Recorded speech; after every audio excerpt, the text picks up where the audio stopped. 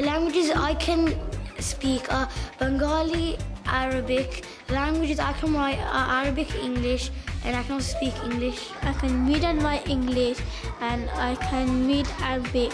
English, Urdu, Arabic. That's it.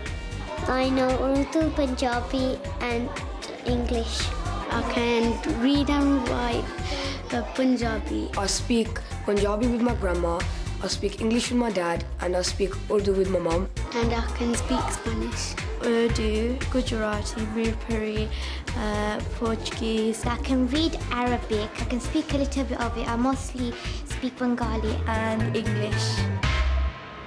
For the youngest madrasa pupils, teachers draw on the repertoire of strategies which any good teacher would employ. Storytelling, picture books and role play. Right. Assalamu alaikum, everybody. When teaching the children, Nilofer usually has her face uncovered.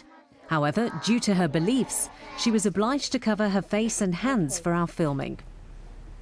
We realise after school it can be very tiring for some, especially the young ones. So we don't try and keep it too intense, but yet give them just enough quality in their teaching and everything, but obviously not too intensive. Keep it fun and simple. We're going to have a story today. The story's called The Old Man's Prayer. I wonder what that's about. Okay, I'm going to read the story, then we'll see who's listening really carefully, because I might ask you some questions in the end.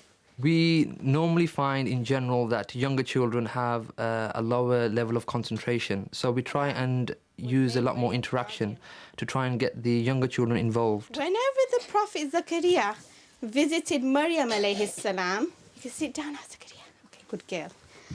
In her niche, she lived in a little place all by herself. In the shrine, you will find that she had fresh food. What was it? From Allah. Yes, from Allah. It was a miracle. It just appeared like that. Wow. All the food. Doesn't that look yummy? The reason we have stories taken from the Quran is we believe that these stories have good moral values and they have positive influence on the children, and hopefully we see these stories to have role models for the children who they can hopefully aspire to. So Yahya was such a good person.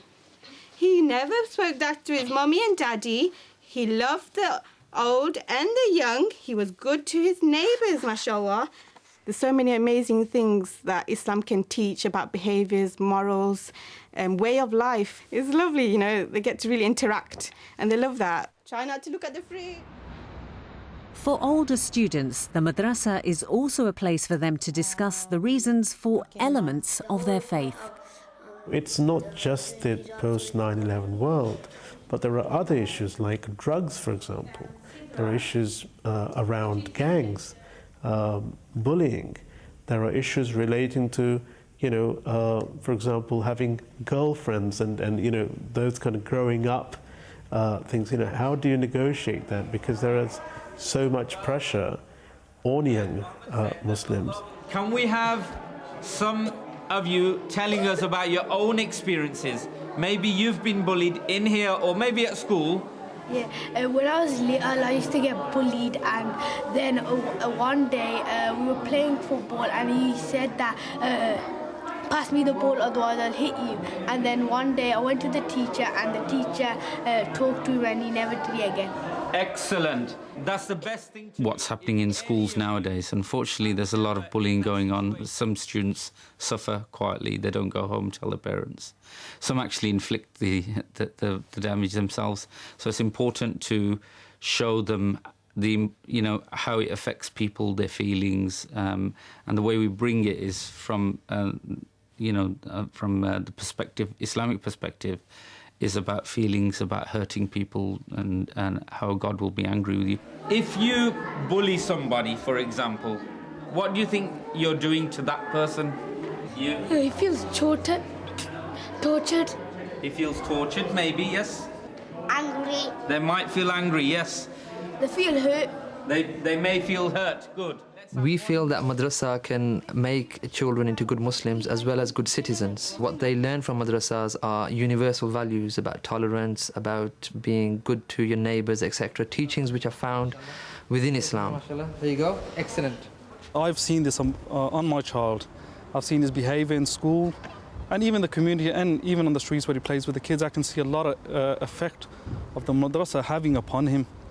So alhamdulillah, I'm really happy, and he's really progressing in the madrasa, and I can see his manners have changed a lot.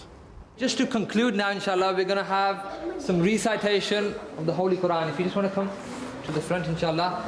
أعوذ بالله من الشيطان الرجيم آمن الرسول بما أنزل إليه من ربه والمؤمنون كل آمن بالله وملائكته وكتبه ورسله لا نفرق بين أحد من رسله وقالوا سمعنا وأطعنا غفرانك ربنا. That journey of self-discovery of one's identity, that if proper Islamic teaching isn't given to young people, what tends to happen is that that void, that space and that gap somewhere down the line in that journey of life is filled by the wrong, incorrect and extreme interpretation of Islam.